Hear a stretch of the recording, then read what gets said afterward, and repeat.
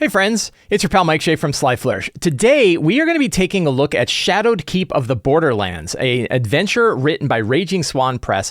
I've had this adventure in my hands for a long time, but I finally got a chance to start running a game in it. My Saturday, sort of every other week group has finished Light of Xeraxis, which was the adventure from the Spelljammer box set, and we decided, let's go in the opposite direction and go to a very straightforward, traditional D&D, old school D&D style adventure, and Shadowed Keep in the Borderlands is the one that I looked at and wanted to see. So we are going to be talking all about Shadowed Keep in the Borderlands today, what I've learned from it, my thoughts so far in running a campaign in it, some tips and tricks for GMs, and other things like that as we dig into it. This show, like all of the work of Sly Flourish, is brought to you by the patrons of Sly Flourish. Patrons get access to a dedicated Discord server, a monthly Q&A, the City of Arches sourcebook, Uncovered Secrets Volume 1 and 2, a bunch of exclusive adventures, video previews, and a whole lot more. But also, they help me put on shows like this. To the patrons of Sly Flourish, thank you so much for your support. So I have quite the list of things that I wanted to talk about today, but I really wanted to make this video as useful for you, a GM of role-playing games, as possible. And so when I really think about what my one main point is, the one thing that I'd like to talk about today is how it felt getting back to the core D&D experience by running Shadowed Keep on the Borderlands. Shadowed Keep on the Borderlands, I'm going to dive into the adventure itself and what you get and what it looks like, but it's very much a classic style adventure written as sort of an homage to Keep on the Borderlands and Village of Hamlet, these two very old classic D&D adventures, and how they sort of operate with a central base and exploration into old ruins and dealing with bandits and stuff like that. It is a very straightforward traditional D&D style adventure, but written with a new modern design sensibility, which is really what we want today. So I am a big, let me spoil it. Yeah, Mike, but should I buy this? Yes. The answer is yes. You should buy Shadowed Keep of the Borderlands. If you're looking for a good classic style adventure, it's a great one to get. You can pick it up on Drive-Thru RPG. The standard color version is just fine. You can get it with the PDF. It's $18 for the print version and the PDF. And I recommend getting the print version and the PDF. It's really good. It's black and white. It looks really good. And yeah, so the answer is yes, you should buy it. It's good. On the assumption that you're looking for a classic style, roughly it's 70, 80 page adventure to run in your campaign. Shadowed Keep of the Borderlands is an excellent adventure. I'm really enjoying it. I'm really liking it. I'm liking running my adventures into it. But we're going to talk about what I've been doing with it and stuff like that. But the main thing that caught my attention when I was doing my prep for it yesterday, when I was running the game and talking to my players afterwards about how we feel about it, we really enjoy that kind of classic D&D experience. We're enjoying, in yesterday's game, they fought a zombie, they fought some giant spiders, they went to a hill and found an old necrotic obelisk and then fought more zombies. And that style of just, going into the woods, dealing with monsters, dissecting this dark plot in this kind of classic, European fantasy sort of setting was fun and was kind of refreshing. And it was nice. It was, I think people are enjoying their characters. We still have all the kind of modern stuff that's going on in good 5e games where big in-depth connections with characters, lots of background story, lots of interwoven plots that are going on in the area, lots of NPCs they're dealing with. So there's still a lot of thick and rich story and character building and all that sort of stuff. It's not this just straight dungeon delving sort of idea, but it's still built in this sort of classic D&D setting. And I think all of us are really enjoying that. I know I'm really enjoying it. And that's something that Shadowed Keep in the Borderlands itself does a really good job at. So that's kind of it's not so much like a tip or something like an actionable thing you can use, except to say that from time to time, as you're jumping around from all of these different worlds, you're playing in Strixhaven, you're playing in Ravnica, you're playing in Eberron, you're playing in Spelljammer, you're playing in all of these wild, weird worlds, which is great and cool. But sometimes it's also fun to kind of get back and just play that where you're fighting some giant spiders. There's something that's really fun about that core D&D experience of fighting giant spiders in the woods is a really good time. And don't pass on it because you think it'll be boring. It turns out that a lot of times all of us kind of enjoy that. So I did want to take a quick look at Shadowed Keep of the Borderlands itself, just so that we know what we're talking about. Again, it is an adventure written by Raging Swan Press. Raging Swan makes excellent adventures and settings and DM accessories, GM accessories, tons and tons and tons of them. You can find them all on DriveThruRPG. There's a whole store of them. I have done a bunch of different spotlights on different tool sets that they do. Fantastic books of random tables that you can use to generate ideas and help fuel your mind while you are busy creating the campaign that you're going to run. Lots and lots of really good tools for that I've looked at in the past. But also a really good adventure. One of the things that drew me to Shadowed Keep was in particular the play testing. Crichton Broadhurst, who wrote the adventure, just mentions that they've run this adventure many, many times at conventions and at other places and gotten lots of feedback. It was actually a Pathfinder adventure before it was a 5e adventure. So it's been run many, many times, which means it's been refined. It's been, and new versions of it have come out. So that means we're getting a really well-tested, well-played product here. Not one where somebody like had an idea, put it on paper, and then put it out and hope that it worked out. So it's always good to know that you get, even when it's a lightweight adventure, black and white art, black and white text, and it feels like the sort of old school adventure, knowing that it's been really refined in play, I think it was something that made me say, okay, this is probably worth me trying it out. It's actually like, and it says here, right, first edition of Shadowed Keep was in 2012, so it's 11 years old. The adventure is 11 years old. The 5th edition version is 2021, so almost 10 years later when it was written, which means it's had a lot of good refinement. And I think that's a level of value you can't get. When I talk about the value of a published work, why we buy published products, this is why. You can't take your home game and test it out over 10 years and then say, okay, now we're ready, and then run it for your group. By the time you've tested it, it's already done. You've already tried it out. You've already run it. And there's lots of advantages in doing your homebrew adventures. I'm not knocking that. But one of the values you get from a product like this is knowing that it has been refined over time, that the weird trouble bits where things get kind of eaten away, you've managed to polish that off in dozens, maybe even hundreds of games. That is a super valuable thing you get for a relatively low price, considering that's like, what is it, $12? $12 for the PDF, and the soft cover with PDF is under 20. That's a really good price. The adventure itself is a small campaign adventure. It's intended to go from like 1st to 4th level. So it's that sort of first tier. It is longer than the adventure. It's longer than like Lost Mine of Fendelver, which is also an excellent adventure, or Dragon of Icespire Peak, or Dragons of Stormwreck Isle, the 3 starter set adventures, which is probably kind of like the closest that this thing comes to other existing published adventures. All 3 of those are excellent adventures that are designed for starting DMs. I would definitely compare it to Lost Mine of Fendelver. It's about the same size that Lost Mine of Fendelver is. Has a lot of the same stuff that's kind of going on. And again, I love Lost Mine of Fendelver. It's one of my favorite 5e adventures. And it's got that sort of centralized town. It's got lots of places you can explore outside of the town. It's got a few different dungeons in different places. So it's got a lot going on. So if you were to compare this to another adventure, I would compare it to something like Lost Mine of Fendelver. I think it fits in that style.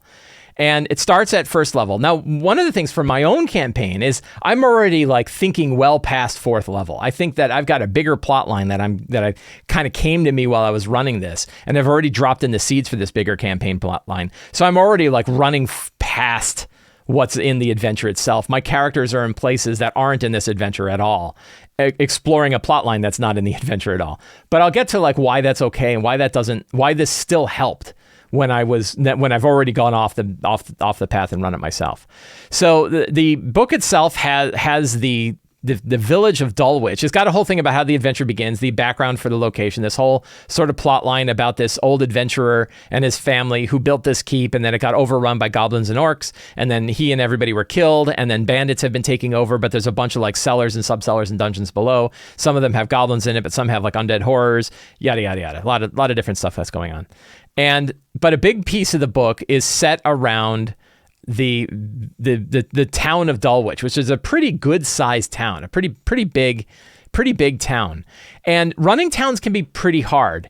But one thing I found with Shadowed Keep is that it really does a good job of summarizing the information about the town and giving you references so that you can quickly kind of grab onto what you need. Because trying to remember like the names of NPCs and who the characters know and locations that they went, towns are just hard. I'm actually going to talk about this in another video, that running towns and cities is just difficult because there's so many variables. Something that you definitely want to do when you're making a product like this is consider, and I need to think about this for products that I'm making, very important. When you're making a product, consider that it is being used in at least 2 different ways. Way number one is that a GM sits down and reads it, or they read parts of it, and they have the time and the energy to read and absorb what's going on there. And then they're in the thick of it, and now they need it as a reference. They need to be able to, during the game, quickly open it up and say, yeah, the guy's name is such and such. They need to be able to quickly reference it. And some products are good at one and not good at the other. Some products are pretty good at both. This is an example of a product that's good at both. There's lots of areas where it's got lengthy text to describe what's going on, but then many areas where it's quickly referencing that stuff. And we'll show how they're doing that. But Dulwich is like a big, is it half the book? It's at least a third of the book is focused on the town of Dulwich. And it has like these events about things that are going on. Again, great strong starts. If your characters are in town and you're starting your session there, you can sort of roll one of these dice and go with a strong start. They can also give you ideas about the kinds of things that go on, and maybe you say, oh, actually, I've got a different strong start that I'm going to run. But it's got, really good 2d8. And then it's got, this is what I'm talking about, a reference section. Right in the beginning, one single page that has 16 different locations and about an equal number of NPCs. The one thing I would love to see this have is the location should have the name of the person who's there, because trying to reference back between one column, you basically have two columns, the locations on one side and the NPCs on the other, but many of those people are located in those locations. I really just need to draw, and I could draw it in my book, right? Thin lines that connect the people to the locations. It would be just a really, really subtle thing. And I don't know if it's just like, in parentheses, put the name of the person that's in the location on the one side so that you can then look it up on the other side. But I have found it hard. I'm like, okay, I know that they're at the keep, but I don't remember who is the person that's there. It's gonna be a little tricky, but it's not that bad. It's still on one page. It's still really easy to go. And that one reference is again, exactly what I'm looking for something that is table usable, something that I can run right at my table. And I have run it. I ran it last night. Really nice map. I gave the copy of this map to the players, and gave a list of descriptions. And then you can actually give it this list of descriptions on the left. The one thing you have to do though, so what I did is in Discord is I put up the map with a key, and then I put up these bits of locations. But the one thing that you have to do is that these have DM spoilers in them. I kind of wish it didn't, because the main descriptions have have the DM information in it. And there are big spoilers in here that you want to worry about handing to your players, which means if you're going to give this list to your players so that they can reference the places they can go in town, which is really handy, you need to sanitize it first before you give it to them. So that was a little bit of work to do, but not bad. And I'm just kind of like, what ifing, like I wish it had X and Y and Z. Nice size city. It's actually, it's probably more than a town, and probably is right on that edge of a city, because there's a lot of people that are here. There's a lot of people here. There's two different gangs. There's lots of different stuff that's going on. There's an armored keep. There's guards. It's a pretty good size location, which I think is good because it gives you enough stuff to do here that it's not like you just go there and go to the inn and that's it. But it's not water deep. It's not so big that you have 12 districts and you got to remember all of the 12 districts. So I think that it works. I think that this is pretty much the right size. It talks about the various guilds. I'm not really getting involved with the guilds. It's kind of a level of politics that I don't really need in this particular game. And then it talks about the two gangs, the Shadowed Spiders and the Black Cats. That's definitely a fun thing that I've been using, is like which group has gotten involved. It's got notable streets as well. Again, this is a little harder for me to reference. Like, I guess as they're walking around the street, and the map does show the street. So you could say, like, as they're going from one location to the other, you could describe what kind of street it is. So if you really want to fill out the resolution of this town, of this city, I'm going to call it a town, I guess. No, we'll call it a city. So as you're filling out this city, if you really want to give people a good feeling for what the city is like when they're going from one location to the other, you can look at the map and say, okay, they're traveling from area 12 to area 2. And when they do so, I can't read it. They're going down Percho Street, Purho Street. And then you can go to Purho Street and say, first priest of the Temple of Khan is celebrating the street with numerous small shrines installed. So you say, there's a lot of different shrines, and you find shrines to your various deities. So you can read that and quickly give people like a feeling that the city is really alive. Very, very smart. And again, like, built for running a game. Like, one of the things when you see about how different locations and different campaign source books and different things, sometimes you read them and you're like, that's great, but I can't run an adventure here. So to find an area where like the size of it is designed for gaming, right? The size of it is designed for you to be able to run it. It's big enough that lots of different things can go on there, but small enough that you could actually get your hands around it when you're running it. That's really handy. Lots of things about like what you can do in between adventures. Again, good reference stuff. What are the different kinds of things you can do? Can you go buy magic items? What other kind of jobs can you do? Good things like that. And then notable locations. And these are just longer descriptions of the locations that are up in that reference. And every one of them has like an adventure hook going on. This is something I really, really like. It's something I'm using in the City of Arches, where every location has a hook. Every location has an adventure. Your expectation isn't that the players are going to do every one of these. It's to give you an idea of, here's something that could occur here that can draw the characters in. Again, a game usable reference, really, really. And I have used some of these. Like some of these things are ones that I definitely dove right into and offered as options, or we ran adventures for them and they worked really well.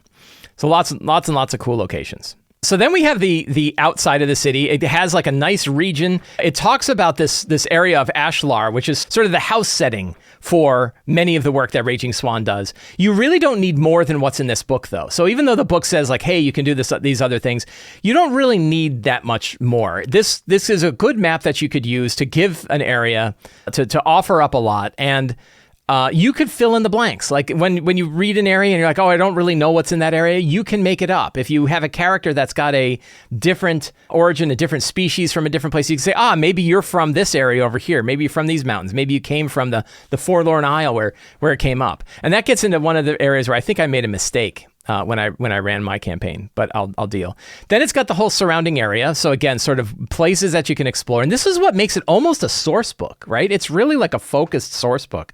It's more than just an adventure, right? It's really kind of designed to be an adventure, but it really has a lot more going on. It has a lot of ways for you to expand it in your own campaign, ways that I expect many people did with the region around Phandelver, using Lost Mine at Phandelver. But I think this probably does a better job than even Lost Mine at Phandelver does in offering these different locations where you could have your own sort of adventures and fill it in. Again, a good quick reference, one page that talks about the main locations that it's describing in the book, and then the map that shows what's going on, and then the locations themselves, again, built very much like the locations in Dulwich itself, where it's got lore, it's got, like they don't have an adventure hook here because they are adventure hooks. They are places where you're going to have adventures. So lots of good stuff. About 7 or 8 of them. Not a ton, but enough to get you going.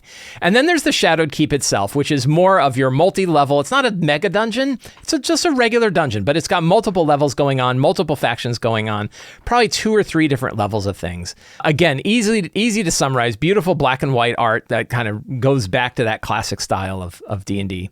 And I haven't really dug too deep into this yet. I've read about it, I got what's there, but my characters kind of went off the beaten path. And so, so they I haven't yet dug in. I know who's here. I know what story hooks could bring them here, but I haven't gone through like room by room about what's going to happen. I did read it, so I kind of know what's going on there, but I'm going to have to reference it again. But again, easily referenceable. Look at that. Nice, bold words. What's there? Room descriptions that are reasonable, right? They're not terribly big, half a page at the most. A lot of times they're just a quarter page. Lots of different things that you could go here. Look at this, a dungeon key that kind of talks about what each chamber is in one column. So again, quick reference. And you can tell like this is because this adventure is battle hardened. It has been run by many people and they've come back and said, I really want X, and then put it in there. So it definitely has this, idea of like being a table usable book, something that's really rare, shockingly rare. I mean, it may be one of the best adventures I've ever read. It's up there. It's high. And it's because of the design. It's because the design of this is really built for you to run it. Not just read it, not just try to absorb it and do your own thing, but really run it. And that's something that many adventures don't do well. So I really dig it. And I'm not gonna go through like every room, but you can see like good sized dungeons, again, multiple levels. There's entire sections of it that are sort of like wholly secret, sort of high level, really dangerous places that they might run into later. I kind of like that idea that like there's rumored halls. There's a whole other sort of dungeon that's sort of not part of this adventure, but like these lost mines, this whole lost dwarven city that the characters could learn about that could expand the adventure in a whole different path. So lots of fun. I think the Undercrypt, I think this area is the one where it's like, it's super dangerous and it's not really clear. The characters might not even find it. Right, which is kind of neat. But then there's, so it has its own like miniature Tomb of Horrors in there. And then about a quarter of the book has appendices. I was talking before I started the video. I don't really need a lot of stat blocks. It does have a lot of stat blocks. They're not wasting my time, but I'm probably not going to run a lot of this stuff. Instead, I'm going to be using my stat blocks that I already have from other sources, or I'm going to use books like Forge of Foes to come up with my own stats. But there are definitely people who want to have the stat blocks for all these kind of characters in there, and they're in the book, and they're ready to go. It's got kind of fun wanted posters at the end, too, for a couple of the main NPCs, a couple of the main draws that are going to get you to go to the Shadowed Keep, these sort of brigands and bandits and that you need to go take care of. And then it's got some nice maps of player handouts about where you can go. So really, really excellent adventure. I've run 3 sessions in it at this point, and I really love it. I do not regret running it at all, and I certainly don't regret buying it. I would definitely pick it up if you haven't. So go check that out. You can go down in the show notes below. You'll find a link to Drive Through RPG. I would pick up the paper copy because I think it's really fun to have the paper copy in your hands, and it's not terribly expensive, under $20 for the whole book. And I think like if you grab it and you kind of run with it, I think you're definitely going to find that your mind can go off in lots of different directions and come up with your own style. So I highly recommend that. So now let's talk about how I've actually been running Shadowed Keep of the Borderlands for my own game and talk about what that means. First of all, I mentioned that like it was really cool to run Light of Xeraxis, which is an adventure I really like. Light of Xeraxis for Spelljammer was a really, really fun adventure. Again, I feel like as a overall product, I was not happy with Spelljammer because there's not really any opportunity for me to build my own adventures with the material they gave me. And for a source book for the world that's as rich as Spelljammer, I really wanted more of that. But the adventure itself is really good. Light of Xeraxis was a lot of fun. I enjoyed running it for my group. We had a really good time. And it's a very different kind of D&D adventure. It really is, like ships that are sailing through the astral sea, going to all these different worlds and dealing with planet-destroying technology. It was really neat and really fun. But it was also fun to then take a hard switch and go back to this old school first level fighting zombies, fighting giant spiders kind of adventure. And I really enjoyed that. One thing I did that I think ended up being a mistake was tying it to Greyhawk. That I thought, what would be fun is I don't really run a lot of games in Greyhawk, and because it's this old style, old school game, maybe I should instead run it in Greyhawk. And I asked around about like where would be a good location to kind of set the Shadowed Keep and to set Dulwich, and the answer came to the Wild Coast, which is kind of right in the middle of Greyhawk. I have this map to Greyhawk that you can see in the lower part of the screen, and you can see like the area that I picked is in the Woolly Bay, which is almost directly in the center, sort of a little bit south of the center of Greyhawk. And it seemed like a pretty good place. It's got mountains, it's got forests, it's got water, it's got everything else. So I kind of stuck it just west of the peninsula, right where the D is, in where it says wild. Where it says Wild Coast, the D is kind of where I put Dulwich. And that way they've got forest off to the west, and they've got the coast to the right, and they've got different places they can go. So why was that a mistake? That sounds like a pretty good idea. Why not set it in Greyhawk? And you totally can. The thing is, I'm not familiar with Greyhawk. I really don't know the world of Greyhawk that well. And I don't know it any better than I know the region that was written about in Shadowed Keep. So at this point, for my own ease, it would have been better if I just grabbed onto that sort of house world that Shadowed Keep already has and just ran it there, because then I only have to use the one book. I do have one player who's very familiar with Greyhawk, and then I have a few of us that know about it but aren't completely familiar with it, and then a few people that don't know anything about Greyhawk at all, and it could be anything else. But the Duchy of Ashlar is... I could have used these maps, right? Because I went to Greyhawk, it means I have all of these maps in the book that I can't use because they don't align right. They don't set up on the map right, which means I have to come up with my own. It would have been really cool if instead I had a map like this and just stuck to its world. So one thing, if I could go back in time, is I do wish that I had just kept running it in the Duchy of Ashlar as the setting for the adventure, because it would have let me use more from the adventure itself. And then I don't have this problem of I need to learn about a bunch of stuff about Greyhawk so that I can connect to the characters and then also use the stuff that's in Shadowed Keep. It's going to be fine. Like in the end, it's going to be fine. It's not an unsurmountable mistake. It's not something that I really wish I hadn't, it's something I wish I hadn't done, but it's not going to be something that's going to hurt the game. It's just going to be more work for me. And it means that there's material in the adventure that I can't use that I just could have easily used if I just decided decided to stick to what was in the book instead of trying to be crafty and special and use Greyhawk. But at this point, we have characters who have backgrounds that are tied to connections in Greyhawk. I've already been showing the Greyhawk map, so there's no real way for me to go back and kind of switch it to this, other than I can take these locations and drop them in Greyhawk, and off we go. I do plan on sticking around close to that one region, to the Woolly Bay region. I don't think we're going to do a lot of big exploration. So what I have there on the map, that's pretty much the location that we want to have. One thing is that there is an elven city in Selene, and we have two characters that kind of ran away from Selene, and I'm going to have elves chasing them. They're I'm going to have elves that are kind of hunting them down to bring them back because they are royalty and they need to do their royal duties instead of going off and being adventurers, and they don't want to do their royal duties. So these people are going to come and try to get them. I think that'll be a fun sort of character hook. So it's a little too late, but that is my feeling. I wish if I could go back, I wish that I would have stuck to. I don't think I would have done Greyhawk. Not that I'm knocking Greyhawk, but I just feel like there was already this whole Duchy of Ashlar that was inside Shadowkeep. Looks like it would have been fine, and I could have used that. One of the ways that I've been running this that's worked really well is by always kind of offering multiple choices for the characters. So this isn't like a West Marches style game where the characters drive all of the main choices about what's going on. There is an overall story. There are these interconnections and NPC sort of connections that are going on.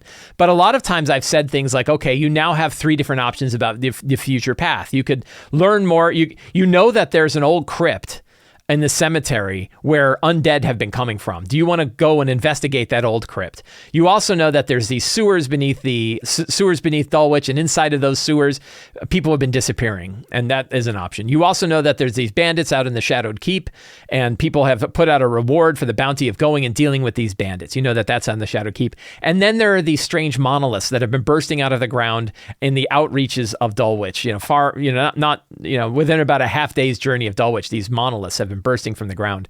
Nobody knows what's going on with those. Do you want to investigate those? And then the players say, they kind of discuss all these different options. They say, yeah, we want to go and investigate those monoliths. That sounds really interesting. That sounds really weird. Why don't we go check that stuff out? So then I say, okay, cool. And then they've made that choice. And then the next adventure, I know that it's going to be monolith hunting time. But then I can drop in these other choices where I can say, okay, and this is what I did for my game yesterday, is that they had one of the characters who's had an apocalyptic visions about what's been going on in this area. I had him in sort of a fugue state draw a map to the first monolith. So one of the characters is the ones that said, yeah, I learned where the first monolith is, and here it is, and we should go there first. When they get to that monolith, and when they deal with that monolith and what's been going on around there, I'm planning on giving them information that shows them about 2 others, and then they get to pick which one of those other 2 monoliths that they want to go investigate, or they want to go, hey, we've already found out enough about these monoliths, we're going to learn where those are, but we're going to go back to town and go do some of that other stuff. They have those options, so that I'm always kind of dropping these, in any path that they take, I want to give them 2 or 3 different options about where they can go, plus maybe stuff that they have in the back of their mind about where they want to go. So then the players can always say, oh yeah, hey, you remember that sewer thing? We never did go check out that sewer. Why don't we go do that? So that way there's always choices. And that way it's this constant expanding sort of web of different opportunities for the characters, but not so wide that they're just wandering aimlessly. All of them have adventure hooks. All of them have reasons why you would do it. I want to make sure that the adventure hooks are not so tight that they feel like they have to do them. So when you have time-sensitive ones, players are going to generally go towards the time-sensitive ones. But if you say there people have been disappearing in the sewers, we definitely like somebody to investigate that. It's not like, Sally fell down into the sewers and she's disappeared, and we really want somebody to go down there and save Sally. And then you're like, we got to check out those monoliths. And you come back, Sally's dead. She got eaten by ghoul crocodiles, right? If you put that time thing on there, they're going to feel, oh God, we missed it, and now Sally's dead because we chose to go after those monoliths and get attacked by zombies.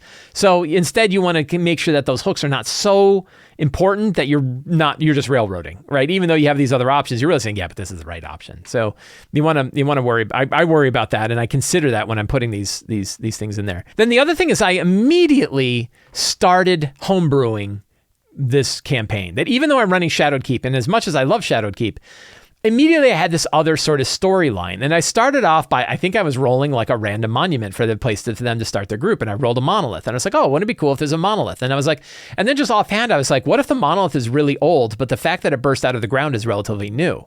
And that was something that through some kind of investigation, they learned after they dealt with some bandits and then fought some skeletons. I really found that almost immediately my adventures went off away from the stuff that's inside Shadowed Keep. I'm using locations. I'm certainly using Dulwich. I'm using NPCs from there. I'm using some ideas that are in there, but I really hung on to this idea of like, that undead are coming out of the cemetery, and that's fine. But I was like, what if there's like a whole set of undercrypts down there? And what if there's like an evil priest who's down there running kind of rituals to like raise the dead, which is in the book. But I was like, what if there's actually a place down there called the Black Cathedral? What if they have this beautiful cathedral, and in my game it's to Pelor. They have this beautiful cathedral to Pelor that's been funded by like two different groups that are trying to outmatch one another, and they're all putting like the beautiful stained glass windows. So you have the guilds that are paying different guilds are like at war with each other to try to put as much money into this massive cathedral. So they have this beautiful cathedral that's really highly underused. And I had this idea of like, what if you drew a line and then like flipped it and inverse the colors? And what if there's another cathedral that's way down beneath Dulwich that's called the Black Cathedral? And it is this dark, super evil cathedral that's the polar opposite of the cathedral that's up above in the city. That idea just sort of resonated with me. And I was like, I want to run this idea called the Black Cathedral. Right? And it's sort of like, that is sort of a longer level thing. It's not 1 to 4 at that point. Maybe that's getting to the Black Cathedral and dealing with the Black Cathedral could be like a tier 2 kind of problem. But I loved that idea. And then I was like, well, I had that monolith in the first one. What if like, somebody's down there sort of firing up the Black Cathedral, sort of, bringing its energy about. And then these monoliths, or these monoliths, these obsidian, pillars are burrowing out of the ground. And they're breaking out of the ground because they're drawing necrotic energy. They're like corrupting life in order to fuel the Black Cathedral. I was like, that feels like a cool idea to me, and I want to run with it. So I started running with it. And then yesterday I was like, okay, well, who is this? Like, who are the gods and everything like that? And I was like, well, there's all kinds of gods. It could be Nerul, like Nerul is sort of the god of death. That would be a good one. And I was like, what about Orcus? I love Orcus. Orcus is one of my favorite, bad guys. And wouldn't it be cool if Orcus was sort of the main bad guy, or the main sort of deity that's here? I've always loved Orcus. I've ran a whole giant campaign about Orcus in 4th edition, and it's been 10 years. Time to run Orcus again. So then I picked this other idea, and here's a tip that I really like. You ready for? Here's an actionable tip that you can use in your games, which is an idea that I got from the Midgard World book by Kobold Press, which is the idea of masks, that deities could have masks, and a mask is essentially an alter ego for a deity. And if you actually think back, again, going to some of the inspiration that Shadowed Keep of the Borderlands has, is Village of Hamlet. And Village of Hamlet is the first part of a big, long set of classic adventures called the Temple of Elemental Evil. And one of the whole themes of the Temple of Elemental Evil is that there's these different elemental cultists that are doing all of these different things, and sometimes at war with each other, and all these different gods. But really, there's like one god.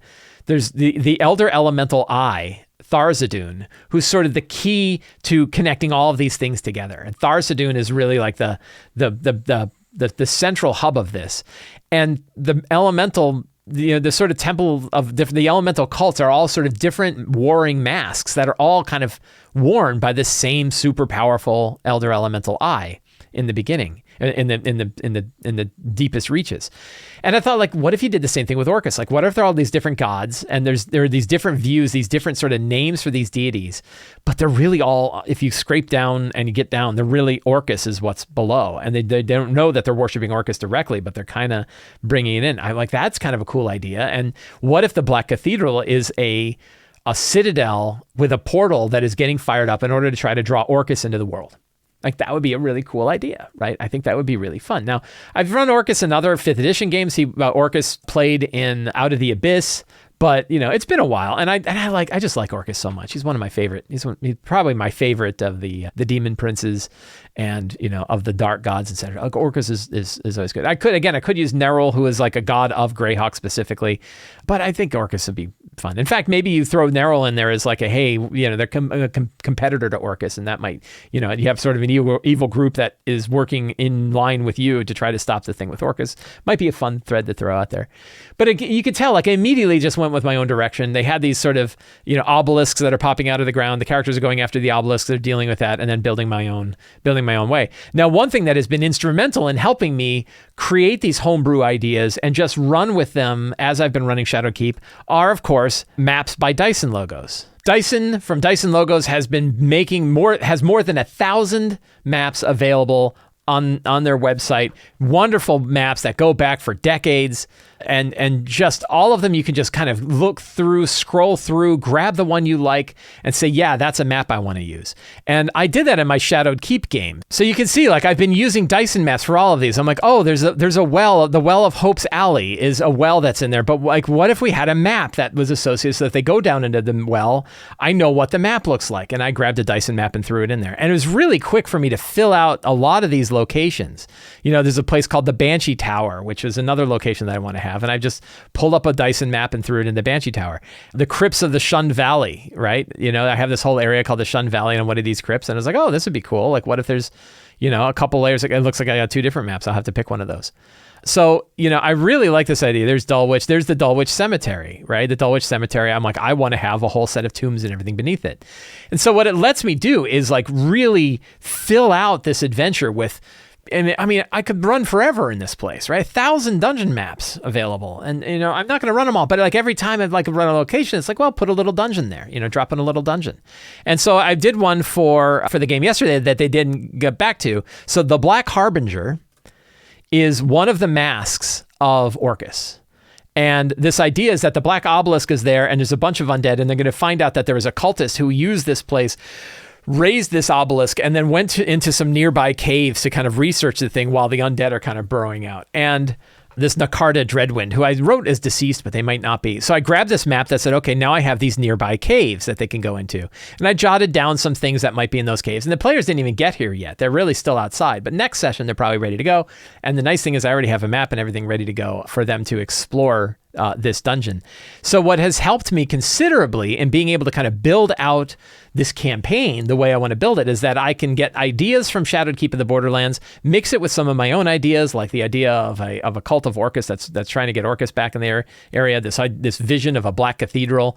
I really want to like grab onto these ideas, and then I can fill them out and fill out the locations with specific dungeon maps from Dyson's. And that lets me build out a really cool, fun campaign. There's lots of places to explore. There's lots of NPCs to interact with in Dulwich and the areas around it. There's big plots that are going on. Lots of fun things that are going on that are all kind of tied and centralized around this one adventure. For the system that I used, I decided just for ease and because I have players that are used to D&D Beyond, is that we would use standard D&D 5e core books. So we're using the 2014 Player's Handbook, Tasha's and Xanathar's, a few house rules to get rid of Twilight and Peace Clerics from Tasha's, but otherwise we're using pretty much everything. A few little house rules. We are using the luck system from Tales of the Valiant. I've been running that in 2 other campaigns, and both groups really like the luck system. I think we're finding it to be a good replacement for inspiration. I really dig it, so we're going to continue to use this.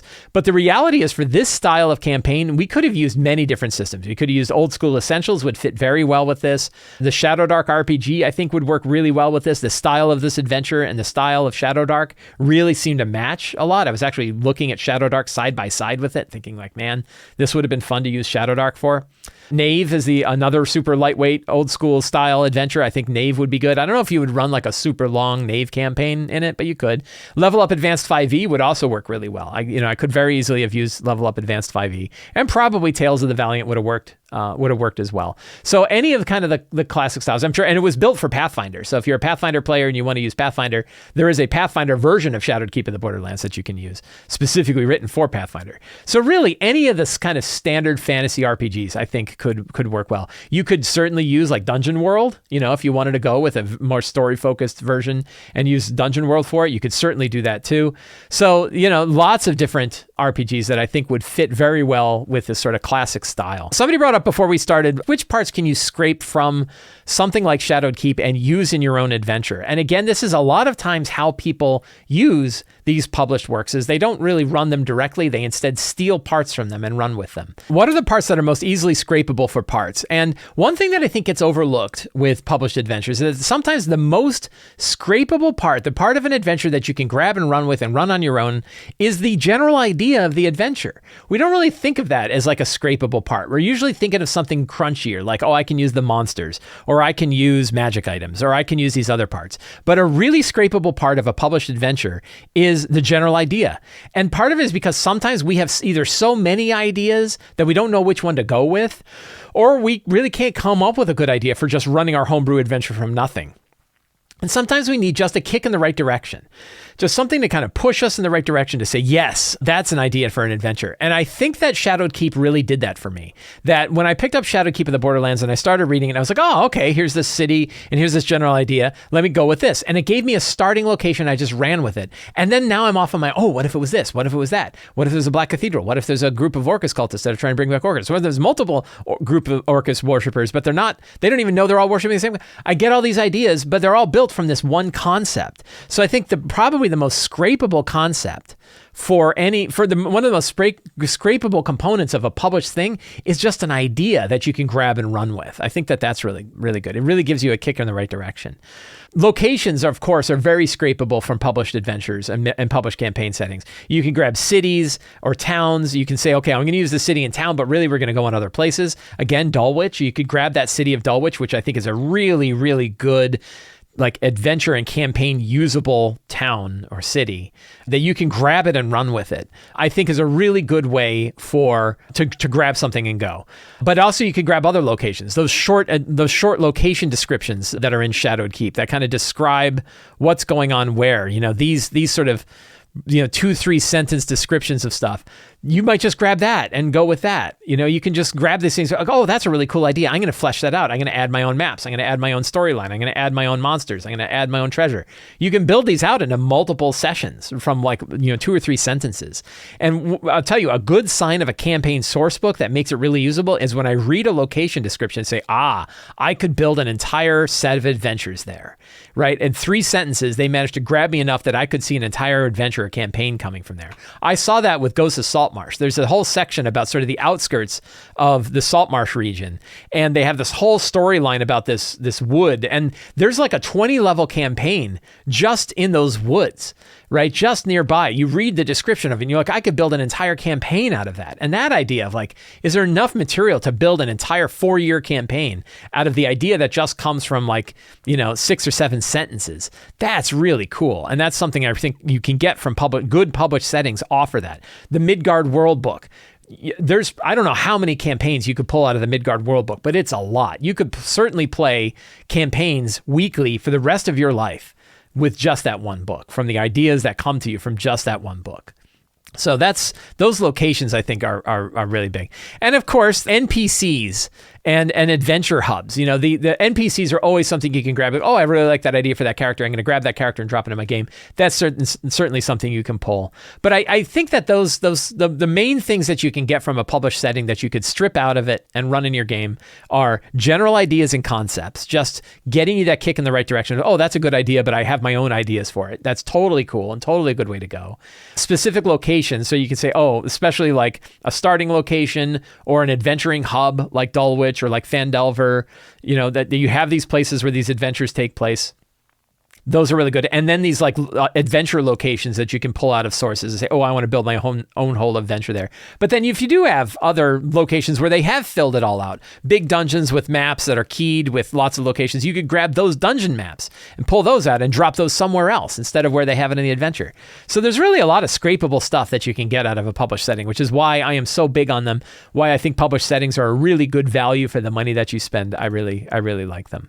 Somebody also asked, do you need to read the whole thing to really get everything out of this? And I don't, for Shadowed Keep of the Borderlands, I don't think you do. I think the more you read of it, the more value you're going to get out of it. And it's probably worth giving it a good skim read. If you're going to run Dulwich, I think it's worth your time to read through the Dulwich section. When you think you're going to be heading towards the Shadowed Keep itself, you definitely want to read through at least the upper layers of the Shadowed Keep and skim read this stuff enough that you have a general idea of what's going on. But again, one thing I found with Shadowed Keep is that it's really written and designed to be easily digestible by a GM. It's really, really built. Again, to me, the best products out there are the ones that are written by GMs for GMs, right? Those are the adventures that I think are really, really good. Those are the campaign settings that I think are really, really good. Or when they were written by GMs, recognizing the kinds of things we struggle with when we're running our games and designing a product that's built to help you with those struggles. And they're unfortunately rare. The one other one that comes to mind that does a really good job with this is Dungeons of Drakkenheim by the Dungeon Dudes, which is published by Ghostfire. I think it was a special like a special award winner for the 2023 Ennies. And it's just an excellent, I've had friends that have run it. I haven't run it yet. I'm hoping to run it when the time is right. But as another one that, having flipped through it and read through it, it is a book written by GMs for GMs to really make it easy for you to run this at your table. And I think that can be a rare thing. I think sometimes when designers are sitting down to design stuff, they're not considering, they get lost in the story, they get lost in their own lore, they get lost in other things, and they didn't write it to go, oh, by the way, human beings are going to be sitting at a table with 6 people throwing Cheetos at each other, and you've got to figure out what this thing is, and you got to be ready to run it, and you got to be able to remember those NPC names and all those connections. Not everything is written that way, and it's really, really hard to do that, and Shadowkeep of the Borderlands is an example of a product that really does it well. If you enjoyed this video, please consider subscribing to the Sly Flourish newsletter, where you'll get a weekly RPG-related email sent directly to your inbox, plus a free adventure generator PDF. It's completely free to sign up. You can also support me directly on Patreon. Patrons get access to a dedicated Discord server, the monthly Q&A, the City of Arches sourcebook, which I am hoping matches the same quality level that we're seeing with Shadowkeep as a product that is written by a GM for GMs to be able to run campaigns there. It's something I'm being very conscious of when I'm writing it, and you get to see that process as it's evolving and have the City of Arches available to you to run for your own group, as well as Uncovered Secrets Volume 1 and 2, and the monthly Q&A, and lots of other stuff that you get for being a patron of Sly Flourish.